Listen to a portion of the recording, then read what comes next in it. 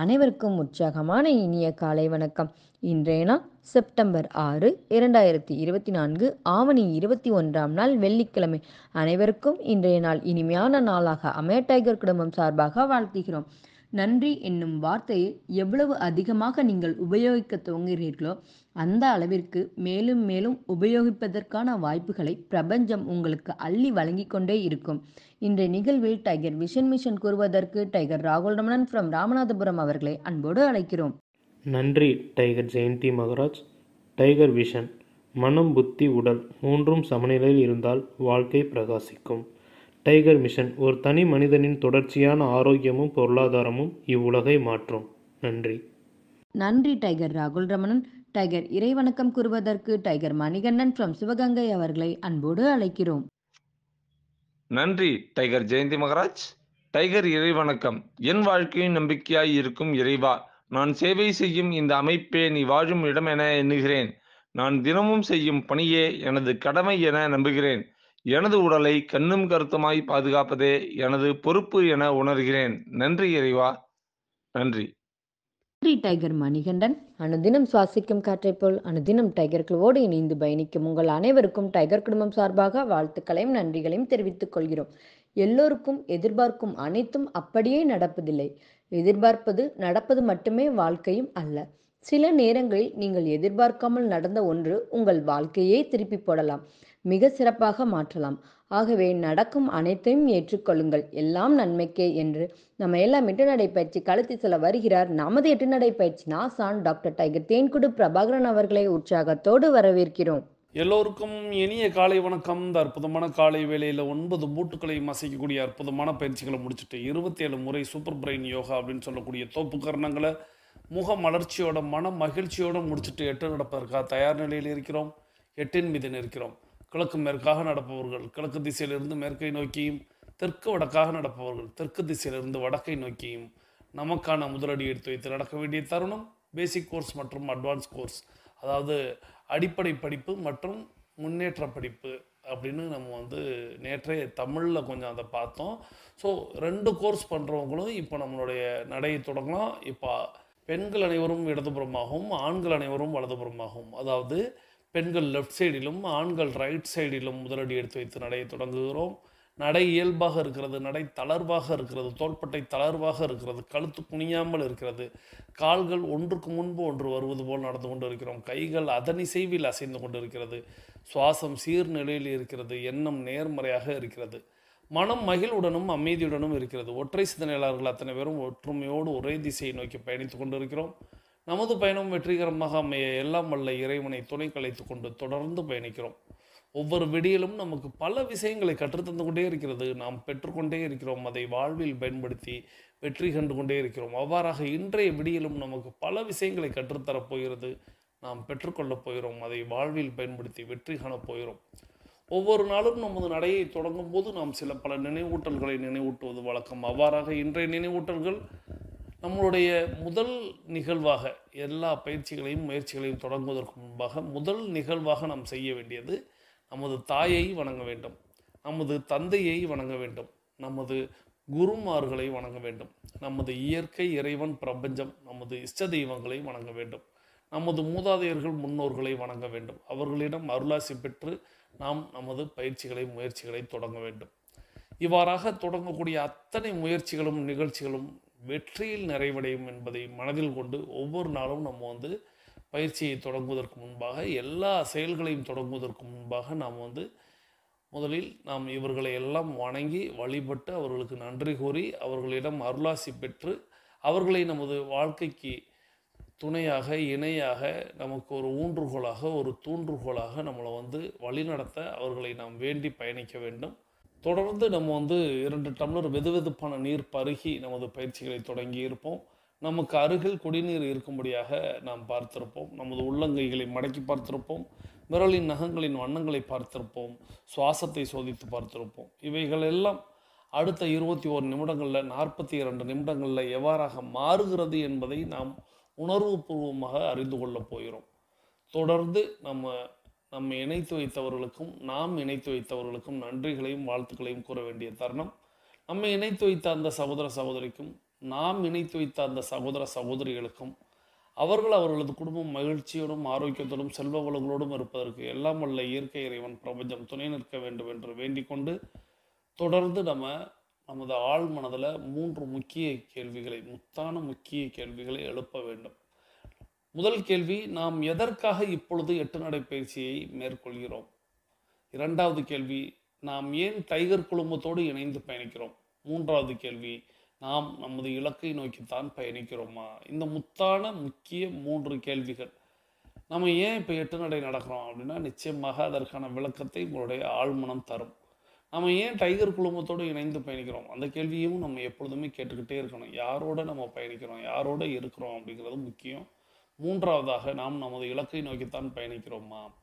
ஏன்னா இந்த கேள்வியை நம்ம அடிக்கடி நமக்குள்ள கேட்டுக்கிட்டே இருக்கணும்.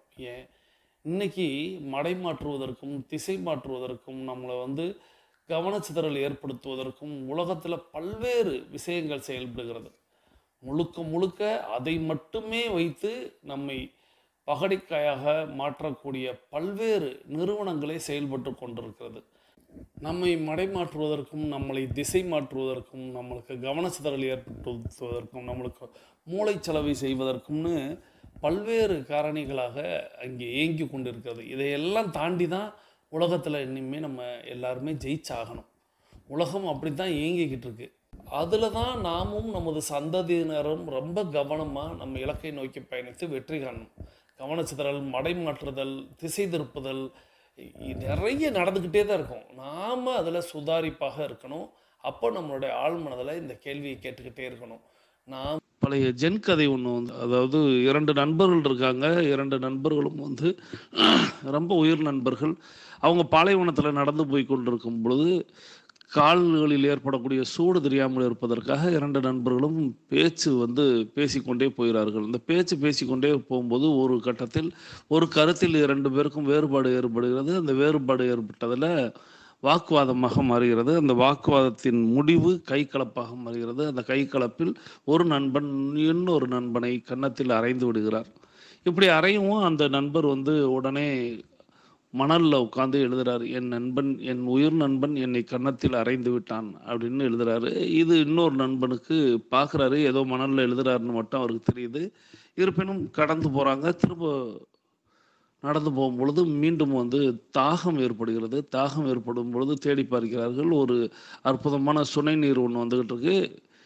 பழைய விதையெல்லாம் மறந்துட்டு 2 பேரும் தண்ணீரை குடித்து மகிழ்ந்து சந்தோஷமாக நடக்கும் பொழுது திடீர்னு அந்த எழுதிய நண்பன், மணலில் எழுதிய அந்த நண்பனின் காலை யாரோ பிடித்து இழுப்பது போல தெரிகிறது. என்னவென்று திரும்பி பார்த்தால் புதை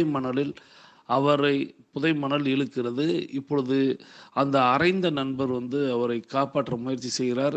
என்னென்னவோ செய்து அவரை கைகளை பிடித்து காப்பாற்றி மேலே ஏற்றி விடுகிறார். இப்பொழுது சற்று தூரம் செல்கிறார்கள். ஒரு பாறை வருகிறது. அந்த பாறையில் ஒரு சின்ன கற்களை எடுத்து அந்த கற்களில் பாறையை தட்டி தட்டி எழுதுகிறார். என்ன எழுதுகிறார் என்றால், இன்று எனது உயிர் நண்பன் எனது உயிரை போராடி காப்பாற்றினான் அப்படின்னு எழுதுகிறார். இதை பார்த்துக்கிட்டு இருந்த அந்த நண்பர் முதல்ல ஒன்று நீ மணலில் எழுதுன, இப்போ கல்லில் எழுதுற, எதுக்கு அப்படின்னு கேட்கும்போது, ஏன் அந்த மணலில் எழுதுன, ஏன் இந்த கல்லில் எழுதுற அப்படின்னு சொல்லும்போது அதுக்கு அவர் சொன்னது, ஒருத்தருக்கு நன்மை செஞ்சால் அந்த நன்மையை நம்ம மனசில் பதிவாக கல்வெட்டு போல நம்ம பதிந்து வைத்து கொள்ள வேண்டும். அதே நேரத்தில் ஒருத்தவங்க தீமை செய்தால் அதை மணலில் எழுதுறது போல எழுதணும், அது காற்றோடு போய்விடும் அப்படிங்கிற போது, முதல்ல ஒருத்தவங்க நம்மளுக்கு நன்மை செய்கிறாங்க அப்படின்னா கிட்டத்தட்ட இந்த ஜென் கதையில் வந்தது போல கல்வெட்டில் செதுக்கியது போல நாம் நமது மனதில் எப்பொழுதும் பதிந்து வைத்திருக்க வேண்டும். நம்மோடு மட்டுமல்ல, நமது தலைமுறைக்கும் கூட, நம்மளுடைய சந்ததிகளுக்கும் கூட அந்த விஷயத்தை தாராளமாக பகிரலாம். அதே நேரத்தில் ஒருவர் நமக்கு தீமை செய்கிறார் எனில் அதை அந்த பொழுதை அப்பொழுதே மறந்துவிட வேண்டும் அப்படின்றாங்க. இதை கூட ஒரு புதுக்கவிஞன் ஒருத்தர் எழுதியிருப்பார். என்ன அப்படின்னா, நன்றி மறப்பது நன்றன்று, நன்றி கெட்டவர்களை மறப்பது அன்றை மறப்பது நன்று அப்படின்னு சொல்லுவார். ஸோ அந்த நன்றி கெட்டவர்கள்ங்கிற ஒரு வார்த்தையும் எழுதியிருப்பாங்க. அதுதான் தீமை செய்யக்கூடியவர்கள் அப்படிங்கிறது. இந்த தீயவை செய்யக்கூடிய நம்மளுடைய நண்பர்களாக இருக்கட்டும், யார் வேண்டுமானாலும் இருக்கட்டும், அவர்களை நீங்கள் அன்னைக்கே மறந்துடுங்க. அது இருந்துச்சு அப்படின்னா நம்மளை அடுத்த கட்டத்துக்கு நகரவே விடாது அப்படிங்கிறத நேர்மறையை சேர்த்து கொண்டே இருங்கள், எதிர்மறையை விலக்கி கொண்டே இருங்கள் அப்படிங்கிறது தான். நேர்மறையாளர்களை சேர்த்துக்கொள்வோம், எதிர்மறையாளர்களை மறந்து விடுவோம் அப்படிங்கிறதையும், எதிர்மறை அப்படிங்கிறது நம்ம வாழ்க்கையில் எப்பொழுதுமே தேவையே இல்லை அப்படிங்கிறதையும், அதை தூக்கி சுமக்க வேண்டாம் அப்படிங்கிறதையும், நேர்மறையை எப்பொழுதுமே நெஞ்சில் பதிந்து வைத்துக் கொள்ளலாம் அப்படிங்கிறதுக்கு கூடுதலாக நம்ம அந்த ஜென் கதையும் நினைவுபடுத்தினோம். தொடர்ச்சியாக நம்ம நகைச்சுவை கேட்டுக்கொண்டே நடக்க போகிறோம். புளியோதரைக்கு ஒரு துவையல் வைக்கலாம், அல்லது ஒரு தேங்காய் இல்லாது வைக்கலாம், ஒரு சுண்டலாவது வைக்கலாம். பூரி கிழங்கு வச்சா அவன் எப்படி திம்பான்? அதாவது செய்யறதெல்லாம் தப்பா நீங்க செஞ்சிட்டு இதுக்கு பெரிய பேச்சு வேற. இப்போ தலைப்பு தெளிவா இருக்கு. பிள்ளைகளை வளர்க்கிறது சிரமமா, சம்பாதிக்கிறது சிரமமா? சம்பாதிக்கிறது என்னைக்கு தான் சிரமமா இல்லை? நீங்க இந்த கேள்வியை இப்படி பாருங்க. சம்பாதிக்கிறது இன்னைக்கு மட்டும் சிரமமா? எல்லா காலத்திலையும் சிரமமா இருந்திருக்கு. ஆனா ஒரு காலத்துல பிள்ளை வளர்ப்பதுன்றது சிரமமா இல்லை, இன்னைக்கு தான் அது சிரமமா இருக்கு. வித்தியாசம் அதுதான். முன்னாடி 4 பிள்ளை இருக்கும், மூத்தவன் அடுத்தவனை தூக்கிட்டு திரிவான், அடுத்தவன் அக்கா தூக்கும், அத்தை தூக்கும், ஆயா தூக்கும், பாட்டி தூக்கும். இன்னைக்கு அவ்வளவு பேரை இவங்க தூக்கி விட்டுட்டு அவன் ஜாலியா இருக்கான். உங்ககிட்ட சில கேள்விகள் கேட்குறேன். சொந்தக்காரங்க வீட்டுக்கு போகிறோம், வாங்கடான்னு உங்கள் பிள்ளைகளை கூப்பிடுங்க. ஓரளவு வளர்ந்த பிள்ளைகள், 5வது 6வது படித்த பிள்ளைகள். உங்களோட எத்தனை பேர் வர்றேன்றான்? நீங்களே இந்த கேள்விக்கு பதில் யோசிச்சுக்கங்க. முன்னாடியெல்லாம் சித்தப்பா வீட்டுக்கு போகிறோம்னா நம்ம முதலாக நிற்போம். அப்பா அம்மா நீ வராத, நாங்கள் அவர் சோமுலாமல் பார்க்க போகிறோம். சோமுலாமன்னா நாங்கள் ஆரஞ்சு பழம் இருக்கும்ல, அவர் திங்க மாட்டார், நான் திம்பன்லன்னு போவோம். இன்னைக்கு சித்தப்பா வீட்டுக்குள்ள வந்திருக்கிறாருன்னா இவன் ரூம்குள்ள இருந்துக்கிட்டு நான் இல்லைன்னு சொல்லுன்றான். டேய் சித்தப்பாடா, லெட் ஹிம் கம் அண்ட் கோ. அவரு வந்தா பரவாயில்ல போ. டேய் நீ இங்கே தானடா இருக்க, ஐ எம் டயர்டு அப்படின்றான். என்னடா டயர்டுனா அவரெல்லாம் பார்த்து என்ன ஆக போகுதுன்றான். சரி ரொம்ப வலியுறுத்தி வாடானா அவன் சொல்றான், என்னைய கேட்டா அவர் வந்தாரு, did he get my permission? என்னையா இது? உறவுகளை வேண்டாம் என்று சொல்லுகிற ஒரு தலைமுறையில் பிள்ளை வளர்க்கணும். எல்லாத்தையும் விட இப்போ அவங்க சொன்னாங்க, நமக்கு மட்டும் வீடு இருந்தால் எவ்வளவு மகிழ்ச்சியாக இருக்கும். ரேவதி, நீங்கள் தானே வீடு கட்டியிருக்கீங்க, 3 பெட்ரூம் 4 பெட்ரூம். அந்த காலத்தில் அதெல்லாம் இல்லைங்க, எல்லாம் மொத்தமாக கோரப்பாயில உருண்டு கிடந்தாங்க. இப்போ அவன் ரூமுக்குள்ள போய் படக்குன்னு கதவை திறந்தீங்கன்னா எதிரி மாதிரி நம்மளை பார்க்குறான். அப்படின்றான். நான் என்ன அர்த்தம்? எதுக்கு வந்தேன்னு அர்த்தம். இந்த வீடை ராஜகுமார் மாதிரி கடன் வாங்கி பேங்க்ல நம்ம தான் இஎம்ஐ கட்டிக்கிட்டு இருக்கோம். இஎம்ஐல அந்த ஐ உள்ள உட்காந்துருக்கு, இல்லை ஐ நான் தான், அது ஈ உட்காந்துருக்குன்னு வச்சுக்கோங்க. நம்ம புள்ள ஈ, நான் தான் ஐ, அது நம்மளை பார்த்து ஈன்னு கிழிக்குது. எதுக்கு வந்தேன்றாயா? ஏன் வீடுறா அது? லோன் போட்டு நான் வாங்கியிருக்கேன், ஆனால் அந்த ரூமுக்குள்ளே எனக்கு போக வழி இல்லைன்னா நீங்கள் யோசிங்க. ஒரு 20-30 ஆண்டுகளுக்கு முன்னால் உங்கள் வீட்டில் இப்படி இருந்ததா? இன்னைக்கு முடியலையே. இதை சொல்ல வந்தால் புளியோதரையும் பூரிக்க வந்து, அதாவது வீட்டுக்காரர் கட்டி கொடுத்தது, இவங்க கட்டல. அவர் போகிற போக்கில் குப்பத்தட்டில் போட்டு போயிருப்பாரு. ஏடிஎம் கார்டுக்கு ஃபோன் பண்ணுறான்னா உங்களை யார் சிவிவி எல்லாம் சொல்ல சொன்னது? முதல்ல சொல்லுங்க. சொல்லிட்டு பொருளாதார பிரச்சனைனா இது பொருளாதார பிரச்சனையாம்மா, ஏம்மா அநியாயம் பண்ணுறீங்க. அப்புறம் 15 நாள் லீவ் விட்டால் பிள்ளைகளோடு கொஞ்ச வேண்டியது தானே. யார்? இந்த அம்மா. அவன் வந்தால் தானே கொஞ்சிறதுக்கு. இப்போ இந்த ஒரு குழந்தை இங்கே உட்காந்துருக்கு, இந்த வயசில் தான் நம்ம கூட உட்காந்துருக்கோம். நடக்க கொஞ்ச தூரம் ஆனோடனே உங்கள் வீட்டு பிள்ளைகள்லாம் பாருங்க, அவன் விரலை பிடிங்க உதறிட்டு போகிறானையா, கையை பிடிச்சா வேணாம்ன்றான். சார் நீங்கள் வீடுகளில் எந்த வீட்டுக்குள்ளனாலும் பாருங்கள், 11 மணிக்கு முன்னால் உங்கள் பிள்ளைகளை உறங்க வைக்க முடியவில்லை. 11 மணிக்கு முன்னால் தூங்கவே மாட்டேங்கிறான். 9 மணி ஆனாலும் எந்திரிக்க மாட்டேங்கிறான். ஞாயிற்றுக்கிழமையில், ஞாயிற்றுக்கிழமை 9:30க்கு ஏன் எந்திரிக்கலையாடனா? What is time? 9:30. ஓகே 11:30க்கு என்னை எழுப்புங்கடா. நீ என்னடா நைட் ஷிஃப்டா பார்த்த? ஒரு நியம ஒழுங்குகளுக்குள்ளும் இந்த தலைமுறை, நான் பொதுவாக சொல்கிறேன், ஒரு தனிப்பட்ட வீடுகளை சொல்லலை, பொதுவாக சொல்கிறேன்.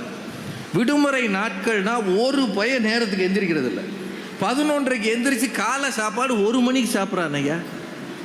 அவங்க அம்மா அந்த ரூமுக்கு வந்து கிச்சனுக்கு டே ஆறி போதுரா, ஆறட்டும் ஆறட்டும், டேய் சாப்பிட்றா. இவன் 1 மணிக்கு காலை உணவு சாப்பிட்டா மதிய உணவு எப்போ சாப்பிடுவான், இரவு உணவு எப்போ சாப்பிடுவான் சொல்லுங்க. நாங்கள் எல்லாரும் பழைய சோறு போட்டு அந்த அம்மா வச்சா இவ்வளோன்னு ஒரு ஊறுகாய ஓரமாக வச்சா சந்தோஷமா சாப்பிட்டோம்யா. பூரி கிழங்கும் புளியோதரை வச்சாலும் அவன் மூஞ்சி எப்படி பார்க்குறானே, இது மூஞ்சி மாதிரியே இருக்குது பூரி கிழங்கு. இந்த தலைமுறை எப்படி போயிருக்கிறதுனே தெரியாம பிள்ளை வளர்ப்பு எளிமையானதுன்னு உங்க 3 பேர் பேசுறாங்க சார். வைத்தறிச்சலா இல்ல. இன்னைக்கு நம்ம கேட்ட நகைச்சுவையில குரல் வந்து ஐயா திரு பட்டிமன்ற புகழ் திரு ராஜா அவர்களுடைய குரலில் வந்து நம்ம நகைச்சுவை கேட்டோம். அந்த நகைச்சுவையில் முதல் விஷயமாக அவங்க தொடரும்பொழுதே புளியோதரைக்கு சைடிஸ் அப்படிங்கிற ஒரு விஷயத்தை தான் தேங்காய் வைத்துக்கொள்ளலாம், துவையல் வைத்துக்கொள்ளலாம் அப்படி சொல்லும்போது யாராவது வந்து உருளைக்கிழங்கு குருமா வைப்பாங்களா அப்படிங்கிற மாதிரி ஆரம்பித்து அந்த எதிர்த்தரப்பில் பேசினவங்களை கேலி செய்யும் விதமாக பேசிட்டு அவங்க பேசும்போதே அந்த தலைப்பு என்னங்கிறத குறிப்பிட்டிருந்தாங்க. குழந்தை வளர்ப்பது எளிதா இல்லை சம்பாதிப்பது எளிதா அப்படிங்கிறது தான் கேள்வியாக இருக்கிறது. ஸோ குழந்தை வளர்ப்பு எளிதுங்கிறத பேசினவங்களை வந்து இவங்க குறை சொல்லி பேசுவது தான் வழக்கமாக வைத்திருந்தார்கள். ஸோ இன்னைக்கு குழந்தை வளர்ப்பு அப்படிங்கிறது எப்படி இருக்கிறது அப்படிங்கிறதும், குழந்தைகள் எப்படி எல்லாம் நடந்து கொள்கிறார்கள். அன்னைக்கு நம்ம சித்தப்பா வீட்டுக்கு போகணும் அப்படின்னு சொல்லி நம்மளுடைய பெற்றோர்கள் கூப்பிட்டாங்கன்னா அவ்வளவு துடிச்சு கிளம்பி போனோம். ஆனால் இன்னைக்கு வந்து பசங்க போயிட்டு வாங்க, நீங்கள் போயிட்டு வாங்கங்கிறானுங்க. ஒருவேளை அந்த சித்தப்பாவே வீட்டுக்கு வந்தால் கூட ரூமை விட்டு வெளியில் வராமல் நான் இல்லைன்னு சொல்லுங்க அப்படின்னு சொல்கிறதும், அந்த ரூமை போய் நம்ம கதவை திறந்தா நம்மளையே வந்து என்னங்கிற மாதிரி பார்ப்பதும், ஏன்டா நான் கோடிக்கணக்கில் பணத்தை வட்டிக்கு வாங்கி வீட்டை கட்டி என் வீட்டுக்குள்ளே என்னுடைய ரூமுக்குள்ளே என்னை நுழைய விடக்கூடாதுங்கிற அளவுக்கு இன்னைக்கு உள்ள ஜென்ரேஷன் இப்படி மாறி இருக்கிறது அப்படிங்கிறத வந்து அவர் குறிப்பிட்டு அதன் பிறகு வரிசையாக சொல்லிக்கிட்டே போனார். ஸோ இந்த குழந்தை வளர்ப்பு விட இன்னைக்கு சம்பாதிப்பது எந்த காலத்தில் தான் எளிதாக இருந்தது அப்படிங்கிறதையும், அன்னைக்கு ஜென்ரேஷனில் வந்து எப்படி இருந்துச்சு அப்படிங்கிறதையும், அக்கா வந்து தம்பியை தூக்கி வளர்த்த காலம் போய், அண்ணன் வந்து தங்கையை தூக்கி வளர்த்த காலம் போய், இன்னைக்கு எல்லாரையும் அவன் தூக்கி விட்டுட்டு அவன் மட்டும் வளர்ந்து கொண்டு இருக்கிறான் அப்படிங்கிறத குறிப்பிட்ட அந்த குழந்தை வளர்ப்பு அப்படிங்கிறது எவ்வளவு இன்னைக்கு வந்து குழந்தைகள் எப்படி வளர்கிறார்கள் அப்படிங்கிறதும், ஸோ குழந்தை வளர்ப்பு தப்பான முறையாக போய் கொண்டிருக்கிறது அப்படிங்கிறதையும் அவர் குறிப்பிட்டார். இந்த குழந்தை வளர்ப்பு விஷயம் வந்து எப்படி இருக்கிறது அப்படின்னா, நிறைய இடங்கள்ல நம்மளே நிறைய முறை பேசியிருப்போம். அடித்து வளர்க்காத குழந்தையும் ஒடிச்சு வளர்க்காத முருங்கையும் ஒழுங்காக வளர்ந்ததா சரித்திரம் இல்லை அப்படின்னு சொல்லுவோம். உடனே அடித்து வளர்க்காத குழந்தை அப்படின்னா ஏதோ அடித்து வளர்க்குறது. இந்த ஒரு கதை ஒன்று ஏற்கனவே எனக்கு ஒன்று நிறைவு வருகிறது.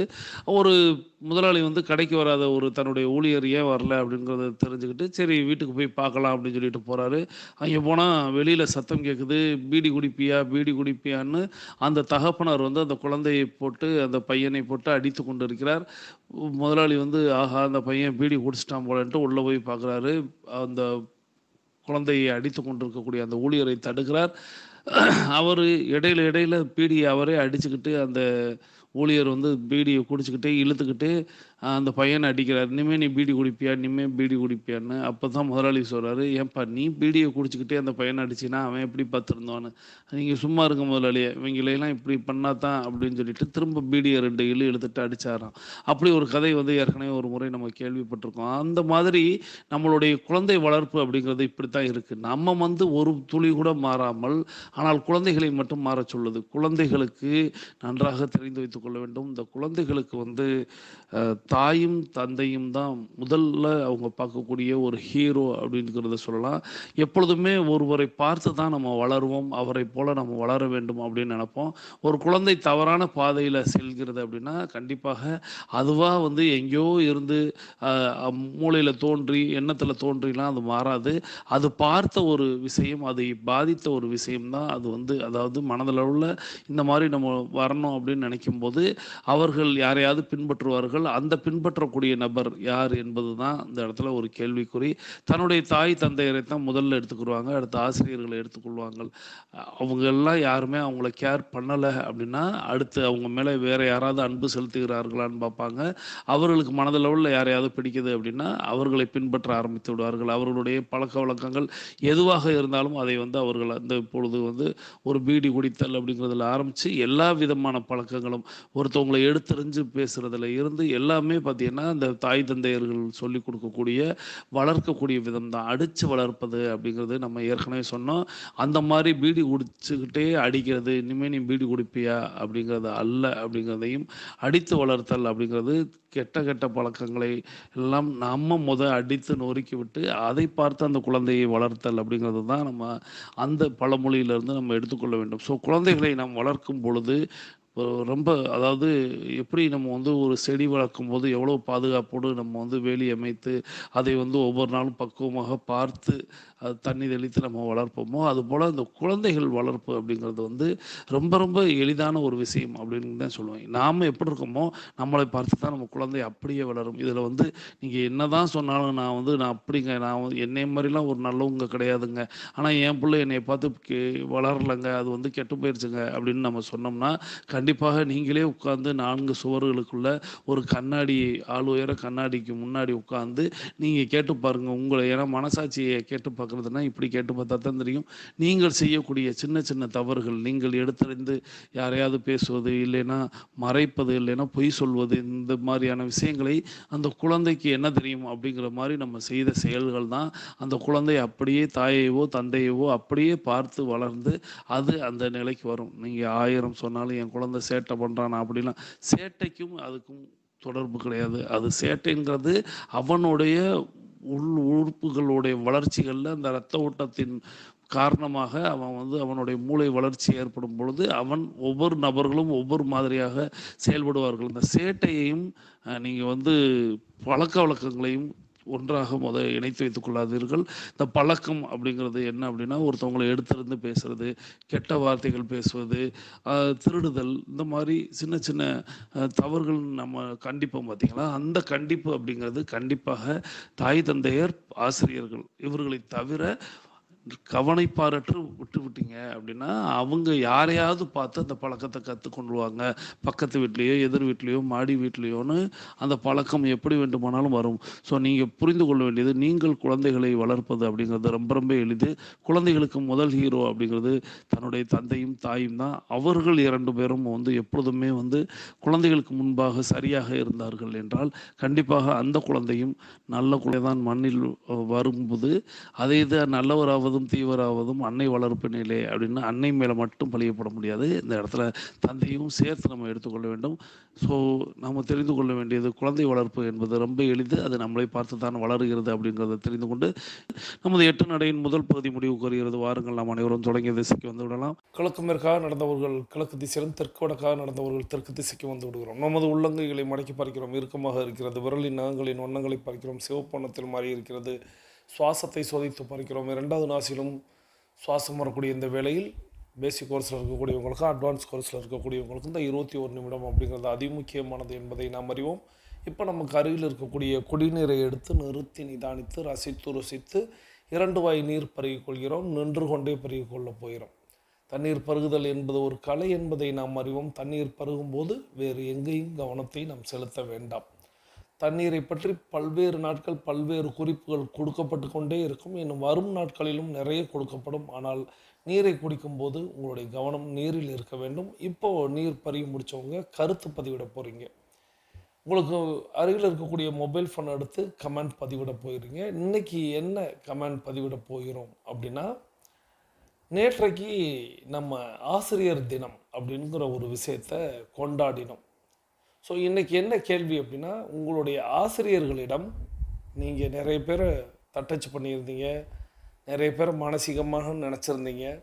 ஸோ உங்களுடைய ஆசிரியர்களிடம் நேற்றைக்கு நீங்கள் நேரில் பேசுனீங்களா, அல்லது ஃபோனில் பேசுனீங்களா, அல்லது நீங்கள் மெசேஜின் வாயிலாக உங்களுடைய ஆசிரியர்களுக்கு வாழ்த்து சொன்னீங்களா, அல்லது மானசீகமாக நீங்கள் வாழ்த்து கேட்டீர்களா? நீங்கள் நேரில் பேசுனீங்களா, அல்லது ஃபோனில் பேசுனீங்களா, அல்லது மெசேஜின் வாயிலாக அவங்களுக்கு வாழ்த்து தெரிவிச்சிங்களா, அல்லது மானசீகமாக வாழ்த்தி ஆசீர்வாதம் பெற்றீர்களா?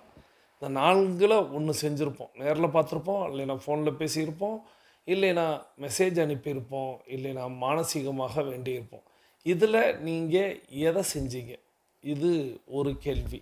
இரண்டாவது கேள்வி அப்படிங்கிறது, நீங்கள் நிறைய பேர் நிறைய நேரங்களில் ஆசிரியர்களாக, பிறருக்கு ஆசிரியர்களாக இருந்திருப்பீங்க. அதாவது ஒரு வழிகாட்டியாக இருந்திருப்பீங்க.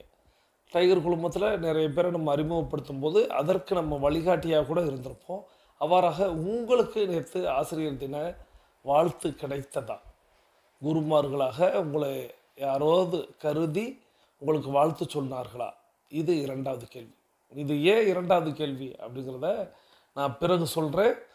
இப்போது இந்த 2 கேள்விக்கும் விடையளித்து கொண்டு நம்மளுடைய அடுத்த சுற்றை தொடங்க போகிறோம். பேசிக் கோர்ஸில் இருக்கக்கூடியவங்க அஃபர்மேஷன் விசுவலைசேஷன் செய்துட்டு மீதம் இருக்க ஆடியோ கேளுங்க. மீதம் இருக்க ஆடியோ ரொம்ப அதிமுக்கியமான ஆடியோ. ஏன்னா இன்றைக்கி ஒரு ஃபுல் மீல்ஸ் மாதிரி முதல்ல ஒரு கதை கேட்டோம், அதுக்கப்புறம் ஒரு நகைச்சுவை கேட்டோம், அதன் பிறகு இன்னும் நம்மளுக்கு அதி அற்புதமான கதை இருக்கிறது. இன்னும் என்னவெல்லாம் நான் தர முடியுமோ இன்றைக்கி ஒரு ஃபுல் மீல்ஸாக. ஏன்னா ஒரு வெள்ளிக்கிழமைன்னா அந்த ஒரு சைவ விரத சாப்பாடு அப்படிங்கிற மாதிரி இருக்கும் அல்லவா, அப்படி இன்றைக்கி கிடைக்க போகிறது. ஸோ நீங்கள் பேசிக் கோர்ஸில் இருக்கக்கூடியவங்க நீங்கள் அஃபர்மேஷன் விசுவலைசேஷன் செய்துட்டு மீது இருக்கக்கூடிய ஆடியோ கேளுங்க. அட்வான்ஸ் கோர்ஸில் இருக்கக்கூடிய நமக்கான நேரம் தொடங்குகிறது. இரண்டாம் பகுதியை இப்பொழுது மாற்றி நடக்கலாம். இப்பொழுது ஆண்கள் அனைவரும் இடதுபுறமாகவும் பெண்கள் அனைவரும் வலதுபுறமாகவும் முதலடி எடுத்து வைத்து நடையை தொடங்குகிறோம். நடை இயல்பாக இருக்கிறது, நடை தளர்வாக இருக்கிறது, தோள்பட்டை தளர்வாக இருக்கிறது, கழுத்து குனியாமல் இருக்கிறது, கால்கள் ஒன்றுக்கு முன்பு ஒன்று வருவது போல் நடந்து கொண்டு இருக்கிறோம். கைகள் அதனை செய்வில் அசைந்து கொண்டு இருக்கிறது, சுவாசம் சீர்நிலையில் இருக்கிறது, எண்ணம் நேர்மறையாக இருக்கிறது. ஒற்றை சிந்தனையாளர்கள் அத்தனை பேரும் ஒற்றுமையோடு ஒரே திசையை நோக்கி பயணித்துக் கொண்டு இருக்கிறோம். நமது பயணம் வெற்றிகரமாக அமைய எல்லாம் உள்ள இறைவனை துணை கலைத்து கொண்டு இதுவரை நம்ம பார்த்தது அப்படின்னு பார்த்தோம்னா, முதல் விஷயமாக செய்யக்கூடிய நன்மைகளை என்றென்றும் நாம் மறக்கவே கூடாது. பிறர் செய்த தீமைகளை நம்ம அன்றே மறந்து விட வேண்டும். ஸோ நேர்மறைகளை மட்டும் மனதில் சேர்த்து வைப்போம், எதிர்மறைகளை விட்டு விடுவோம். பிறகு குழந்தை வளர்ப்பு அப்படிங்கிறத நகைச்சுவை துணுக்கின் மூலமாக குழந்தை வளர்ப்பு எளிது. அதுக்கு ரொம்ப ரொம்ப எளிதான ஒரு விஷயம் என்னவெனில், நாம் ஜெனியூனாக இருந்தோம்னா நம்மளுடைய குழந்தையும் ஜெனியூனாக இருக்கும் அப்படிங்கிறத தெரிந்து கொண்டோம். இந்த அற்புதமான நகைச்சுவை தொடர்ந்து நம்ம கதையை கேட்டுக்கொண்டே நடக்கலாம். வாருங்கள். முகத்தை பார்க்கும்போது இவர்கிட்ட ஏதோ சொல்ல வர மாதிரி தெரிஞ்சது. ஆனா காரை நிறுத்தி அவன்கிட்ட பேசிட்டு இருந்தா தன் நேரம் வீணாகிடும்னு நினைச்சு அவனை கடந்து போக முயற்சி பண்ண போதுதான் திடீர்னு ஒரு கல்லு அவர் கார் மேல விழுந்தது. அந்த பையன் தான் கல்லை வீசி இருந்தான். அவருக்கு உடனே ரொம்ப கோபம் வந்துருச்சு. கார்ல இருந்து வேகமா இறங்கி போய் அந்த பையனை பார்த்து கண்ணா பின்னான்னு கத்த ஆரம்பிச்சிட்டாரு. ஏய், என்ன நினைச்சிட்டு இருக்க? இது எவ்வளவு விலை உயர்ந்த கார்னு தெரியுமா? எதுக்காக கல்ல தூக்கி வீசின? உன்னை என்ன பண்றேன் பாரு அப்படின்னு சொல்லி அவனை அடிக்கிறதுக்காக அவர் கையை ஓங்கின போதுதான் அந்த பையன் ரொம்ப பரிதாபமா கையை எடுத்து கும்பிட்டு சொன்னான், என்னை மன்னிச்சிடுங்க சார், எனக்கு வேற வழி தெரியல. ரொம்ப நேரமா இங்கே நின்று உதவி கேட்டுட்டு இருக்கேன். ஆனா யாருமே வண்டியை நிறுத்த மாட்டேங்கிறாங்க. காரை நிறுத்துறதுக்கு வேற வழி தெரியாம தான் சார் கல்லை தூக்கி போட்டேன் அப்படின்னு தழுதழுக்கிற அவன் குரலை கேட்கும்போது இந்த செல்வந்தருடைய மனசு அப்படியே இலகி போச்சு. அந்த சின்ன பையன் ரோட்டோரமா நடந்து போயிட்டு இருந்த போது ஒரு மாற்றுத்திறனாளி வீல் சேர்ல உட்காந்து அங்கிருந்த நடைபாதையில போய்கிட்டு இருந்தாரு. ஒரு இடத்துல அந்த நடைபாதை சரிவா இருந்ததுனால அவரால் பேலன்ஸ் பண்ண முடியாம அந்த வீல் சேர் வேகமா போய் நடைபாதையில இருந்து கீழே விழுந்துருச்சு. அவர் முகத்துல கையில எல்லாம் பலத்த காயம். இந்த பையன் ஓடி போய் அவரை தூக்க முயற்சி பண்ண போது அவனால தூக்கி உட்கார வைக்க முடியல. அதுக்காகத்தான் ரொம்ப நேரமா அங்க நின்று போற வர கார்காரங்க கிட்ட எல்லாம் உதவி கேட்டுட்டு இருந்தான். ஏனோ அந்த பையனுடைய குரலும் பேசின விதமும் செல்வந்தருக்கு தாழ முடியாத வேதனையை கொடுத்துச்சு. துக்கம் தொண்டை அடைக்க முதல் முறையா அவருக்குள்ள இருக்கிற மனுஷத்தன்மை எட்டி பார்த்துச்சு. உடனே அந்த பையன் சொன்ன இடத்துக்கு போய் அந்த நபரை தூக்கிட்டு பக்கத்துல இருக்கிற மருத்துவர்கிட்ட கூட்டிட்டு போனாரு. அவருக்கு வேணுங்கிற முதலுதவி எல்லாம் செஞ்சதுக்கு அப்புறம் தன் காருக்கு திரும்பி வந்த போது அந்த சிறுவன் ஓடி வந்து இவரை கட்டி பிடிச்சு, ரொம்ப நன்றி சார் அப்படின்னு சொல்லும் போது இவரையும் அறியாம கண்ணில் தண்ணி வந்துடுச்சு. இது வரைக்கும் இவர் அடைஞ்ச வெற்றி, சம்பாதிச்ச சொத்து, புகழ் எதுவுமே தராத ஒரு மன நிறைவை அந்த சிறுவனுடைய வார்த்தைகள் தந்துச்சு. அப்படி ஒரு மகிழ்ச்சியை அவர் வாழ்நாள அனுபவிச்சதே இல்லை. யாரோ ஒருத்தர் மேல அந்த சிறுவன் ஏன் இவ்வளவு அன்பா இருக்கணும்? தான் ஒரு நாளாவது மத்தவங்க கிட்ட, கடைசிக்கு தான் குடும்பத்தார்கிட்ட இப்படி அன்பா இருந்திருக்கோமான்னு யோசிக்க ஆரம்பிச்சாரு. வழக்கத்துக்கு மாறா ரொம்ப நிதானமா வண்டி ஓட்டிட்டு போனாரு அவர் வீட்டை நோக்கி, தான் குடும்பத்தை நோக்கி. அந்த பையன் கல்ல தூக்கி எரிஞ்சதுனால அவர் கார்ல ஆன சேதம் ரொம்ப அப்பட்டமாவே தெரிஞ்சது. ஆனா அது அவர் வாழ்நாள் முழுக்க சரி பண்ணவே இல்லை. உங்கள் கவனத்தை ஈர்க்க யாரோ ஒருவர் உங்கள் மீது கல்லை வீசும் அளவிற்கு வாழ்க்கையில் ஓடிக்கொண்டே இருக்காதீர்கள் அப்படிங்கிற பாடத்தை அந்த கார்ல விழுந்த அடி அவருக்கு நினைவுபடுத்திட்டே இருந்தது. வாழ்க்கை எப்பவுமே நம்ம கிட்ட சில அற்புதமான விஷயங்களை நம்ம காதுல சொல்லிக்கிட்டே தாங்க இருக்கு. ஆனா இந்த பயணத்தை ஒரு பந்தயமா நினைச்சு ஓடிக்கிட்டு இருக்கிற நாம அதுக்கு செவிமடுக்காத போதுதான் நம்ம கவனத்தை ஈர்க்க ஒரு சில சம்பவங்கள் மூலமா ஒரு கல்லை தூக்கி போடுது வாழ்க்கை. அந்த அற்புதங்களை ஆரம்பத்திலேயே புரிஞ்சுக்கிறோமா, இல்ல நம்ம மேல ஒரு கல்லு வந்து விடுற வரைக்கும் ஓடிக்கிட்டே இருக்க போறோமாங்கிறது நம்ம பார்த்த கதை அப்படிங்கிறது, ஒரு சிறுவன் வந்து ரோட்ல வந்து போற வர எல்லா கார்களையும் மறைக்க முயற்சி பண்ணுகிறான், யாருமே நிறுத்தல. அப்படி ஒரு கார் தன்னை கடந்து போகும் பொழுது ஒரு கல்லை கொண்டு அந்த காரில் எறிந்து விடுகிறான். அந்த காரில் போய் அந்த கல் படவும் அந்த ஓனர் வந்து ரொம்ப கோபத்தோடு வெளியில் வர்றாரு. ஏன் இப்படி கல்லை விட்டு எரிஞ்சேன்னு சொல்லும்போது அந்த குரலை மாற்றி அந்த யூடியூபர் பேசிய அந்த விதம் வந்து ரொம்ப நல்லா இருந்துச்சு. சார் ரொம்ப வேறு வழி இல்லாமல் தானே இப்படி பண்ணிட்டேன், இந்த மாதிரி இப்படி ஒருத்தவங்க விழுந்துட்டாங்க, அவங்கள காப்பாற்றணும் அப்படின்னு சொல்லும்போது அவருக்கு இலகிய அந்த குரலுக்கு வந்து இலகி போய் அவர் வந்து அதை போய் பார்க்குறாரு. ஒரு மாற்றுத்திறனாளி வந்து பாதை சரியில்லாதனால அந்த வண்டி உருண்டு விழுந்திருக்காரு, முகம் கைகளில் சிராய்ப்பு ஏற்பட்டிருக்கு அப்படிங்கிறத தெரிஞ்சு கொள்கிறார். திரும்ப அந்த மாற்றுத்திறனாளி காரில் ஏற்று கொண்டு போய் மருத்துவமனையில் சேர்த்து அவரை நல்ல வழியில் கொண்டு வந்துட்டாங்க. ஸோ இப்பொழுது அவர் காருக்கிட்ட வந்து பார்க்குறாரு. அந்த சிறுவன் ஓடியாந்து அவரை கட்டி பிடித்து கொண்டு தன்னை மன்னிக்குமாறு கேட்டுக்கொள்கிறார். இந்த மாதிரி நான் வந்து காரை இந்த மாதிரி பண்ணிட்டேன் அப்படின்னு சொல்லும்போது அவர் வந்து அவனை கட்டி பிடித்து அழுகிறார். யாரோ ஒரு நபருக்காக, யாரோ ஒரு மனதிற்காக இந்த சிறுவன் வந்து இவ்வளவு பாடுபடுகிறானே, நம்ம யாரையாவது இந்த மாதிரி பார்த்துருக்கோமா, இவ்வளோ பெரிய பிஸ்னஸ்மேன் நம்ம சொல்லிக்கிறோமே, நம்ம வீட்டில் உள்ளவங்களையாவது இந்த மாதிரி யாரையாவது கவனிச்சிருக்கோமா அப்படின்னு அவர் வந்து மிகவும் வெட்கி தலை குனிந்து அந்த மாணவனையும் அந்த சிறுவனையும் பாராட்டிட்டு அவர் போகிறாரு. அதன் பிறகு அந்த காரில் வந்து அந்த கல்பல்ல பட்ட வந்து இடம் வந்து ஒரு பெரிய ஒரு இடமாக தெரிந்தாலும் அதை வந்து அவர் மாற்றவே இல்லை. கடைசி வரையே வந்து அந்த அடையாளம் வந்து அப்படியே இருந்துவிட்டு போகட்டும் அப்படிங்கிறதும், அந்த அடையாளத்தை பார்க்கும் பொழுதெல்லாம் யாராவது நம்மளுடைய வாழ்க்கையில் நம்மளுடைய கவனத்தை ஈர்ப்பதற்காக கற்களை வீசுவார்கள் என்று எதிர்பார்த்து கொண்டிருக்காதீர்கள் அப்படிங்கிற ஒரு விஷயத்தை குறிப்பிட்டு, ஸோ வாழ்க்கை இந்த பயணம் அப்படிங்கிறது வந்து ஒரு அற்புதமான ஒரு உல்லாச பயணம் தான். இந்த உல்லாச பயணத்தில் நம்ம எல்லாருமே எதையோ சம்பாதிப்பதற்காக ஓடிக்கொண்டே இருக்கிறோம். ஓடிக்கொண்டே இருந்துட்டு கடைசியில் நம்மளை சுற்றி உள்ள நபர்களை, உறவினர்களை, நண்பர்களை எல்லாம் நம்ம விட்டு ஓடுகிறோம் அப்படிங்கிறத அந்த இடத்துல குறிப்பிட்டுட்டு, நம்ம வாழ்க்கையில் யாராவது கற்களை கொண்டு எறிவார்கள்னு நம்ம எதிர்பார்த்துக்கிட்டு இருக்கக்கூடாது. ஒவ்வொரு நிமிடத்தையும் நம்ம வந்து வாழணும், சந்தோஷமாக இருக்கணும், மகிழ்ச்சியாக இருக்கணும். எது நம்மளுக்கு சந்தோஷத்தை கொடுக்கும் அப்படின்னா அதை நம்ம செய்யணும் அப்படிங்கிறத வந்து அந்த அடையாளம் குறிப்பிடுவதற்காக அவர் காரில் உள்ள அந்த அடையாளத்தை மாற்றவே இல்லை. அப்படிங்கிறது போல் நாமும் நம்மளுடைய வாழ்க்கையில் யாராவது கற்களை கொண்டு எறிவார்கள் என்று காத்திருக்காமல் இன்றைய பொழுது, இன்றைய நாளில், இன்றையே நம்ம வந்து பல நல்ல விஷயங்களை செய்து, நல்லவைகளை செய்து இந்த வாழ்க்கையை அனுபவிக்க வேண்டும் அப்படிங்கிறத இந்த கதையின் வாயிலாக நாம் தெரிந்து கொண்டோம். இதனை தொடர்ந்து நம்ம வந்து ஆரோக்கிய குறிப்பை கேட்டுக்கொண்டே நடக்கலாம். வாருங்கள். ஒரு ஃபுல் டேயில் most important thing is the breakfast. Breakfast சாப்பிடாம தயவு செஞ்சு இருக்காதீங்க.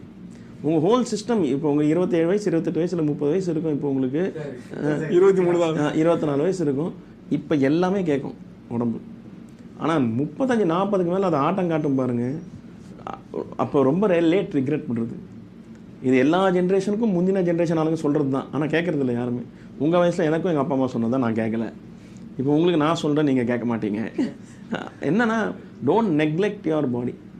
8 மணிக்கு மேலே சாப்பிடாதீங்க. தயவு செஞ்சு நான்வெஜ் சாப்பிடாதீங்க 8 மணிக்கு மேலே சாயங்காலம். ஆயில் வந்து ப்ராசஸ் பண்ணுற விதம் பார்த்தா, உங்கள் உடம்பு வேலை செய்கிற அந்த கஷ்டப்படுறத பார்த்தா நீங்கள் வாழ்க்கையில் சாப்பிடவே மாட்டீங்க. அந்த மாதிரி சாப்பாடை அவ்வளோ கஷ்டப்படும் உடம்புல இருக்கிற உறுப்புங்க. உங்கள் லிவருக்கெல்லாம் அது கேர்ஸ். 8 மணிக்கு மேலே சாப்பிட்றது வந்து கேர்ஸ். அது ஃப்ளவர் மாதிரிங்க. நீங்கள் குடிக்கிற ஒவ்வொரு கிளாஸ் ஆல்கஹால்லையும் அந்த ஃப்ளவர் வாடிக்கிட்டு இருக்கு. டைரெக்டாக லிவர் அடி வாங்குது. ஆனால் அவ்வளோ பியூட்டிஃபுல்லாக படைச்சிருக்காங்க. ஸ்டேஜ் 1, ஸ்டேஜ் 2, ஸ்டேஜ் 3 இருக்குது. ஸ்டேஜ் 4 போனால் தான் லிவர் திரும்பி வராது. ஸ்டேஜ் 3 வரைக்கும் திருப்பி லிவரை ஸ்டேஜ் 1 கொண்டு வர முடியும் உங்கள் பத்தியத்தால், சாப்பாடால். அவ்வளோ பெரிய குடிகாரனாக இருப்பான். ஸ்டேஜ் 3 வரைக்கும் போயிருக்கும் லிவர். ஆனால் திருப்பி அவன் குடிகாரத்தை நிப்பாட்டு கரெக்டான சாப்பாடெல்லாம் சாப்பிட்டு, அந்த கீரைங்கெல்லாம் சாப்பிட்டு, அந்த கரெக்ட் டைமில் சாப்பிட்டுருந்தானா திருப்பி 6 மாதம் லிவர் வந்து ஃபஸ்ட் ஸ்டேஜுக்கு வந்துடும். It can recoup. அதனால தான் உடம்புல வந்து எல்லா உறுப்பும் வந்து நீங்கள் டிரான்ஸ்பிளான்ட் பண்ணும்போது முழு உறுப்பு எடுத்து டிரான்ஸ்பிளான்ட் பண்ணணும். லிவர் டிரான்ஸ்பிளான்ட் பண்ணும்போது ஒரு பார்ட் மட்டும் வெட்டி இன்னொருத்தனுக்கு வைப்பாங்க. ஏன்னா உங்கள் லிவர் திருப்பி வளரும், திருப்பி உங்கள் பழைய ஸ்டேஜுக்கு போகும். நீங்கள் வெட்டி வச்சு கொடுத்த லிவர் அவனுக்கு ஃபுல்லாக வளரும், திருப்பி வளரும். அந்த மாதிரி ஒரு பார்ட் லிவர். அந்த லிவர் ஒழுங்காக வாழ்கிறதும் அழியறதும் நம்ம சாப்பிட்ற சாப்பாட்டில் மட்டும்தான் இருக்குது. Only 2 things, medicine, food. நம்ம சாப்பிட்ற மருந்தில் அழிஞ்சு போவோம், நம்ம சாப்பிட்ற சாப்பாடால் அழிஞ்சு போவோம் லிவர். ஸோ அதுக்காக அதை எவ்வளோ பாதுகாக்க முடியுமோ அவ்வளோ பாதுகாக்கணும். இவன் வாழ்ந்து என்ன பண்ண போகிறான், நான் போய் செத்தா சாகணும்னு சொல்கிறேன் வேறு விஷயம். 12 நான் 7 மணிக்கு சாப்பிடணும்னு சொல்கிறேன், நீங்கள் 12 மணிக்கு வந்த பிறகு சாப்பாடு பற்றி கேட்குறீங்க. ரொம்ப பசி ஒரு வழியே இல்லைன்னு வச்சுக்கோமே. என்னை பொறுத்த வரைக்கும் ஒரே ஒரு வாழைப்பழமும் ஒரு கிளாஸ் தண்ணியும் குடிச்சு படுத்துருங்க. நீங்கள் சாப்பிடாதே உங்களுக்கு பனிஷ்மெண்ட். நீங்கள் 8 மணிக்குள்ளே சாப்பிடலன்னா நீங்கள் அதுக்கப்புறமா சாப்பிட்றதுக்கு உங்களுக்கு அருகதையே கிடையாது. Okay, you are abusing a body which doesn't belong to you. சாப்பிடாதீங்க. அதாவது ஒரு வாழைப்பழமோ 2 பிஸ்கட்டோ சாப்பிட்டு படுத்துருங்க. இன்னைக்கு நம்ம கேட்ட அந்த ஆரோக்கிய குறிப்பு அப்படிங்கிறது வந்து நம்மளுடைய உள்ள உறுப்புகள் எப்படி வேலை செய்கிறது அப்படிங்கிறத குறிப்பிட்டு ஆரம்பித்து, நம்மளுடைய லிவர் அப்படின்னு சொல்லக்கூடிய இந்த கல்லீரல் எப்படி அது வந்து ஒரு மலரை போன்றது, ஆனால் அந்த மலர் வந்து வாடிவிடும் அப்படிங்கிறதையும், நம்ம சாப்பிடக்கூடிய உணவுகளின் மூலமாகவும் மருந்துகளின் மூலமாகவும் அது எப்படி கெட்டு போய்விடும் அப்படிங்கிறதையும், ஸ்டேஜ் 1, 2, 3 அதுவரை வந்து திரும்ப கூட தன்னை ரெக்கவர் பண்ணிக்கிறக்கூடிய தன்மை வந்து லிவருக்கு உண்டு. ஆனால் 4க்கு போயிட்டால் மட்டும்தான் அதால் ஒன்றும் பண்ண முடியாது அப்படிங்கிறதையும், கூடுதல் தகவலாக நம்மளுடைய லிவரில் வந்து ஒரு பகுதியை வெட்டி இன்னொருத்தவங்களுக்கு வச்சா கூட அது முழுமையாக வளர்ந்து விடும் அப்படிங்கிற ஒரு தகவலை, வேறு எல்லா உறுப்புகளையும் வந்து மாற்று சிகிச்சையின் மூலமாக பொருத்தி விட முடியும், ஆனால் லிவர் மட்டும் ஒரு பகுதியை வெட்டி வைத்தாலே வளர்ந்து விடும் அப்படிங்கிற கூடுதல் தகவலை தெரிஞ்சுக்கொண்டு, ஸோ இந்த லிவருக்கு என்ன உணவு அப்படின்னு உடனே நிறைய பேர் ஏதோ டயட் சொல்ல போகிறாங்க அப்படின்னு பார்த்தீங்கன்னா, ரொம்ப அற்புதமாக அவர் குறிப்பிட்டது வந்து டயட் அப்படிங்கிறது என்ன அப்படின்னா 8 மணிக்கு முன்பாக சாப்பிட வேண்டும். இதுதான் வந்து ஒரு டயட்டாக அவங்க கொடுத்துருந்தாங்க. ஸோ மனிதர்கள் நம்ம எல்லாருமே புரிந்து கொள்ள வேண்டியது அப்படிங்கிறது, இந்த மாலை நேரம் அப்படிங்கிறது இன்னைக்கு வந்து 12 மணி வரை நம்ம சாப்பிட்டுக்கிட்டு இருக்கோம், 1 மணி வரை நம்ம சாப்பிட்டுக்கிட்டு இருக்கோம். ஸோ இதெல்லாம் என்றைக்கோ ஏதோ ஒரு நாள் அப்படிங்கிறத மட்டும் வைத்துக்கொண்டு, மற்ற நாட்களில் நேரம் கிடைக்கும் போதெல்லாம், வாய்ப்பு கிடைக்கும் போதெல்லாம் முடிந்த அளவுக்கு 7 மணியிலிருந்து 8 மணிக்குள்ளாக உங்களுடைய உணவு அப்படிங்கிற ஒரு விஷயத்தை நீங்கள் எடுத்துக்கொண்டீர்கள்னாலே உங்களுடைய உள்ளுறுப்புகள் அத்தனையுமே அவ்வளவு, ஏன்னா அது கிட்டத்தட்ட எல்லாமே மலர்களுக்கு சமந்தான். மலர்களுடைய இதழ்கள் எப்படி மென்மையாக இருக்குமோ அந்த மாதிரி தான் நம்மளுடைய உள்ளுறுப்புகள் அத்தனையுமே இருக்கும். அவைகள் பாதிக்காமல் இருப்பதற்கு ரொம்ப அற்புதமான ஒரு கருத்தை வந்து இந்த இடத்துல கொடுத்துருந்தாங்க. ஸோ நம்ம புரிந்து கொள்ள வேண்டியது, ஒருவேளை நம்மளால் 8 மணிக்கு மேலே தான் போக முடியுது, சாப்பிட முடியாமல் போயிருமோன்னா அவர் சொன்ன அந்த ஒரு வாழைப்பழம் போதும், அந்த வாழைப்பழத்தை மட்டும் நம்ம சாப்பிட்டு படுத்துக்கொள்ளலாம் அப்படிங்கிறத சொன்னார். ஸோ இன்னையிலேருந்து நம்ம எல்லாரும் ஒரு உறுதி எடுத்துக்கலாம். அந்த உறுதிமொழி அப்படி என்ன அப்படின்னா, இரவு 8 மணிக்கு முன்பாக சாப்பிடக்கூடியதை அப்படி வந்து முடிந்த அளவு குறைத்து கொள்ள முயற்சி செய்வோம். ஸோ வாய்ப்பு கிடைப்பவர்கள் எல்லோருமே 7 மணிக்கு முன்பாக 6:30 மணிலேருந்து 7, ஏன்னா நம்ம வந்து குகையில் வளர்ந்த மனிதர்களுடைய வம்சாவளிகள் தான். நம்ம காட்டில் வளர்ந்து குகையில் வளர்ந்து இந்த சூரியன் மறைவுக்கு முன்பாகவே சாப்பிட்டு தூங்கிய மனிதர்கள் தான். இன்றைக்கி நம்ம ஏன் 5 மணி 5:30க்கு நம்மளுக்கு எல்லாருக்குமே இன்றைக்கும் நம்மளுக்கு பசிக்குது, மத்தியானம் 3 மணிக்கு சாப்பிட்டு நம்ம இருந்தால் கூட 5:30 மணி 6 மணிக்கு ஏன் எல்லாருக்கும் பசிக்குது, அந்த நேரத்தில் ஏன் ஒரு காஃபி ஒரு ஸ்நாக்ஸ்ன்னு சாப்பிடணும்னு நம்ம ஆசைப்படுறோம் அப்படின்னா, நம்மளுடைய மூதாதையர்கள் முன்னோர்கள் வந்து அந்த நேரத்தில் சாப்பிட்டவங்க தான். அதுதான் உண்மையான அந்த பசிங்கிறது நம்மளுடைய ஜீனில் தொடர்ந்து வந்து தான் நம்ம வந்து இந்த மாலை நேரத்தில் சாப்பிட்றோம். நீங்கள் எல்லாமே நீங்கள் கவனித்து பார்த்தீங்கன்னா, இந்த ஸ்நாக்ஸ் சாப்பிடக்கூடிய நேரம் அப்படிங்கிறது எல்லாமே பார்த்தீங்கன்னா குறிப்பிட்ட நேரத்தில், அந்த காலையில் விடிகாலையில் ஏதாவது சூடாக சாப்பிட்டா நல்லாயிருக்கும், ஏதாவது ஸ்நாக்ஸ் சாப்பிட்டா நல்லாயிருக்கும்னு ஆரம்பித்து இந்த வடை போண்டா டீயில் சாப்பிட்றதுலேருந்து திரும்ப 11 மணிக்கு வந்து ஏதாவது சாப்பிட்டா நல்லாயிருக்கும்னு நினைக்கிறது, திரும்ப மாலை நேரத்தில் ஒரு 4:30லேருந்து 6க்குள்ளே ஏதாவது சாப்பிட்டா நல்லாயிருக்குங்கிறது, இந்த 3 வேளை காலை உணவு, மதிய உணவு, இரவு உணவுக்கு இடையில பார்த்திங்கன்னா நம்ம வந்து இந்த மாதிரி சாப்பிட்டுக்கிட்டு இருப்போம். இதை எல்லாத்தையும் இன்றைக்கி வந்து ஸ்நாக்ஸ் டைம் அப்படிங்கிறத மாதிரி மாற்றிருக்காங்க. உண்மையிலேயே நம்மளுடைய மூதாதையர்கள் முன்னோர்கள் அந்த காட்டில் வாழ்ந்த வம்சாவளியில் நம்ம வந்தோம்ங்கிறதுனால அவங்களெல்லாம் அந்த நேரத்தில் விடிந்த பிறகு தான் சாப்பிட்டார்கள், மதிய நேரத்தில் சாப்பிட்டார்கள், இரவு பொழுது சாய்வதற்கு முன்பாக சாப்பிட்டார்கள். அந்த பழக்கத்தில் தான் அவங்க எல்லாம், அது வந்து நம்மளுக்கு இன்றைக்கி வந்து ஒரு பசியாக அந்த நேரத்தில் வருது. நம்ம போய் அந்த நேரத்தில் வந்து ஏதோ ஒரு ஸ்நாக்ஸை எடுத்துக்கொள்கிறோம் அப்படிங்கிறத தெரிந்து கொள்ளுங்கள். ஸோ முடிந்த அளவுக்கு 8 மணிக்கு முன்பாக சாப்பிட பழகுங்கள் அப்படிங்கிறத இந்த ஆரோக்கிய குறிப்பின் மூலமாக நம்ம தெரிந்து கொண்டோம். தொடர்ந்து நான் ஏற்கனவே சொன்னது போல் ஒரு ஃபுல் மீல்ஸ் அப்படிங்கிற மாதிரி தான் இன்றைக்கி இருந்திருக்கும் இல்லையா? ஃபுல் மீல்ஸ்னால் ஒரு கதை, ஒரு நகைச்சுவை, ஒரு ஆரோக்கிய குறிப்பு, அப்புறம் நிகழ்ச்சி தொடங்கும் பொழுது ஒரு கதையை சொன்னேன். அப்படியே ஜென்கதை அப்படின்னு தொடங்கினேன். அது ஏன் சொன்னேன் அப்படிங்கிறதுக்கான பாயிண்ட்டு இப்போ நான் வர்றேன்.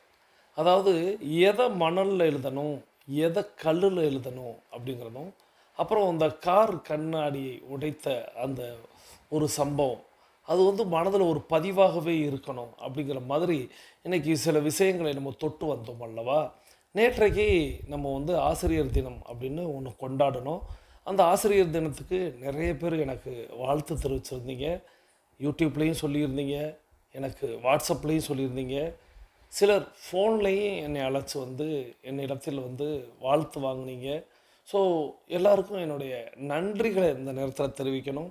அதுபோக கல்லில், அதாவது கல் வெட்டு செய்வது போல் சில நன்கொடையாளர்கள் நேற்றைக்கு வந்து நம்மளுடைய அறக்கட்டளைக்கு அவங்களால் முடிந்த தொகைகளை வந்து வழங்கியிருந்தாங்க. ஸோ அவர்களை கௌரவிக்க வேண்டிய நேரம். ஸோ நான் வந்து ஒவ்வொருத்தவங்களையாக நான் வந்து சொல்லிக்கிட்டே இருக்கேன். நீங்கள் மானசீகமாக அவங்கள வந்து வாழ்த்திக்கிட்டே இருங்க. ஏன்னா இந்த நன்கொடை அப்படிங்கிறது, வழங்குதல் அப்படிங்கிறது என்ன அப்படின்னா, அவரவர்களுடைய மனதை பொறுத்தது, அவரவர்களுடைய மனநிலைக்கு ஏற்ப, அவரவர்கள் சூழ்நிலைக்கு ஏற்ப செய்வது. ஸோ அவர்கள் நேற்றைக்கு, ஏன்னா நிறைய பேருக்கு நிறைய நேரங்களில் செய்யணும் அப்படின்னு தோணியிருக்கும், மனம் இருக்கும். ஆனால் கையில் பணம் இருக்குமா அப்படின்னா கேள்விக்குறி தான். எல்லா நாட்களிலும் எல்லா நேரங்களிலும் பணம் இருக்குமான்னா அது ஒரு கேள்வி தான். இருந்தாலும் தங்களால் முடிந்த தொகையை நம்மளுடைய அறக்கட்டளைக்கு வழங்கணும் அப்படின்னு விரும்பின சகோதர சகோதரிகளை நான் ஒவ்வொரு நபர்களாக குறிப்பிடுகிறேன்.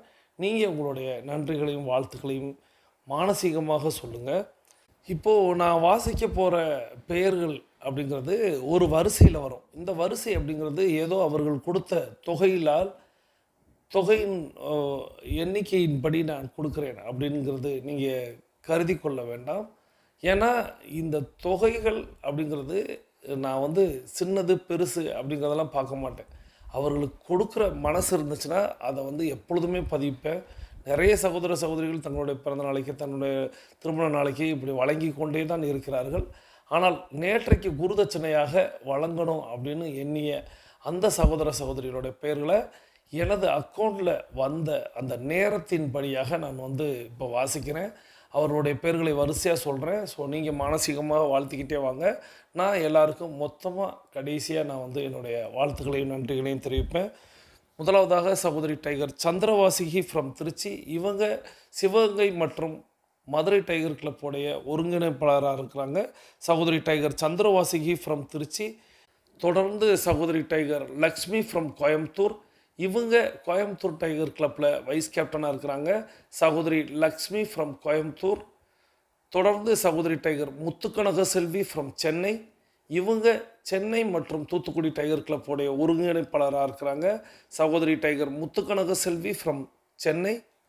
தொடர்ந்து சகோதரி டைகர் விஜயலக்ஷ்மி ஃப்ரம் தூத்துக்குடி. இவங்க தூத்துக்குடி டைகர் கிளப்போடைய கேப்டனாக இருக்கிறாங்க. சகோதரி டைகர் விஜயலக்ஷ்மி ஃப்ரம் தூத்துக்குடி. தொடர்ந்து அண்ணன் சகோதரர் டைகர் சசிகுமார் ஃப்ரம் திண்டுக்கல். இவங்க சவுத் ஜோன் டைகர் கிளப்பில் உறுப்பினராக இருக்கிறாங்க. சகோதரர் டைகர் சசிகுமார் ஃப்ரம் திண்டுக்கல். தொடர்ந்து சகோதரர் டைகர் பெனிஸ் ஜெனோஃபின் ஃப்ரம் மார்த்தாண்டம். இவங்க சவுத் ஜோன் டைகர் கிளப்பில் வைஸ் கேப்டனாக இருக்கிறாங்க. சகோதரர் டைகர் பெனிஸ் ஜெனோஃபின் ஃப்ரம் மார்த்தாண்டம். தொடர்ந்து சகோதரி டைகர் வசந்தி ஃப்ரம் சென்னை. இவங்க சென்னை டைகர் கிளப்பில் உறுப்பினராக இருக்கிறாங்க. சகோதரி டைகர் வசந்தி ஃப்ரம் சென்னை. தொடர்ந்து சகோதரி டைகர் சாந்தி சுகுமார் ஃப்ரம் மார்த்தாண்டம். இவங்க மார்த்தாண்டம் டைகர் கிளப்பில் வைஸ் கேப்டனாக இருக்கிறாங்க. சகோதரி டைகர் சாந்தி சுகுமார் ஃப்ரம் மார்த்தாண்டம். தொடர்ந்து ஐயா சகோதரர் டைகர் மேகலிங்கம் ஃப்ரம் விருதுநகர். இவங்க சவுத் ஜோன் டைகர் கிளப்பில் உறுப்பினராக இருக்கிறாங்க. சகோதரர் டைகர் மேகலிங்கம் ஃப்ரம் விருதுநகர். தொடர்ந்து அண்ணன் டைகர் பாலசுப்ரமணியம் ஃப்ரம் கரூர். இவங்க நார்த் ஜோன் டைகர் கிளப்பில் கேப்டனாக இருக்கிறாங்க. சகோதரர் டைகர் பாலசுப்ரமணியன் ஃப்ரம் கரூர். தொடர்ந்து சகோதரி டைகர் அகிலா கோபிநாத் ஃப்ரம் விருதுநகர். இவங்க ஃபேமிலி டீம் உறுப்பினராக இருக்கிறாங்க. சகோதரி டைகர் அகிலா கோபிநாத் ஃப்ரம் விருதுநகர். தொடர்ந்து சகோதரி டைகர் விஜயலக்ஷ்மி ஃப்ரம் தஞ்சாவூர். இவங்க சேலம் டைகர் கிளப்பில் உறுப்பினராக இருக்கிறாங்க. சகோதரி டைகர் விஜயலக்ஷ்மி ஃப்ரம் தஞ்சாவூர். தொடர்ந்து சகோதரி டைகர் சுதா ராமச்சந்திரன் ஃப்ரம் குலசேகரம், இவங்க மார்த்தாண்டம் டைகர் கிளப்பில் கேப்டனாக இருக்கிறாங்க. சகோதரி டைகர் சுதா ராமச்சந்திரன் ஃப்ரம் மார்த்தாண்டம்.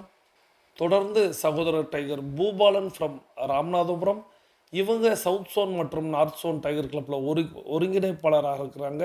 சகோதரர் டைகர் பூபாலன் ஃப்ரம் ராமநாதபுரம். தொடர்ந்து சகோதரி டைகர் திவ்யா ஃப்ரம் குலசேகரம், இவங்க மார்த்தாண்டம் டைகர் கிளப்பில் உறுப்பினராக இருக்கிறாங்க. சகோதரி டைகர் திவ்யா ஃப்ரம் குலசேகரம்.